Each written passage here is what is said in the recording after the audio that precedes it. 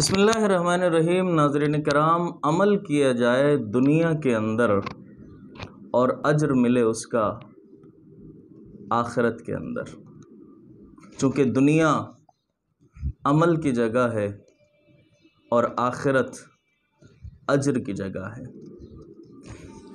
ناظرین کرام، اذان دینا نماز کے لیے یہ ایک بلاوا ہے، یہ ایک دعوت ہے کہ آؤ نماز کا وقت ہو گیا۔ اور قرآن میں اللہ تبارک و تعالی نے فرمایا ہے وَمَنْ أَحْسَنُ قَوْلًا مِّمَّنْ دَعَا إِلَى اللَّهِ، کہ اس قول سے زیادہ بہترین قول کون سا ہوگا کہ جس کے ذریعے اللہ تبارک و تعالی کی طرف بلایا جائے، وہ بہترین قول ہوتا ہے۔ اور اسی کے اندر سے اذان جو ہے یہ بھی بہترین قول ہے، اور بعض مفسرین نے اس سے مراد اذان ہی لی ہے۔ تو اذان دینے کی احادیث مبارکہ کے اندر بہت زیادہ فضیلتیں بھی آئی ہیں، بہت زیادہ اس کی برکتیں بھی ہیں۔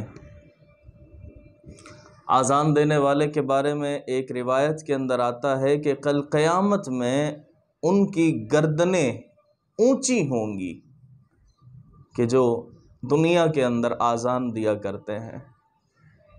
کچھ ایسے مؤذن بھی گزرے ہیں کہ جو اذان دینے والے متقی اور پرہیزگار،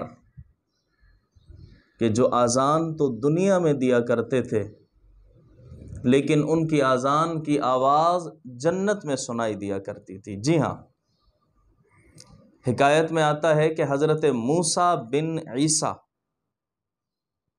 ایک بزرگ گزرے ہیں، آپ نے فرمایا کہ ایک مرتبہ خراسان سے ایک بزرگ میرے پاس آئے اور مجھ سے پوچھنے لگے کہ کیا آپ شداد مؤذن کو جانتے ہو؟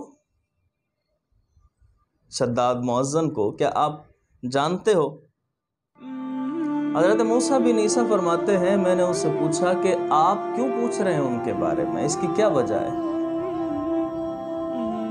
کیوں دریافت کر رہے ہیں آپ؟ تو اس شخص نے کہا، اس نے جواب دیا کہ میں نے ایک رات خواب میں اپنے آپ کو جنت میں دیکھا، میں وہاں ٹہل رہا تھا، چل رہا تھا تو میں نے وہاں چلتے چلتے اذان کی آواز سنی، اذان کی آواز سنی میں نے۔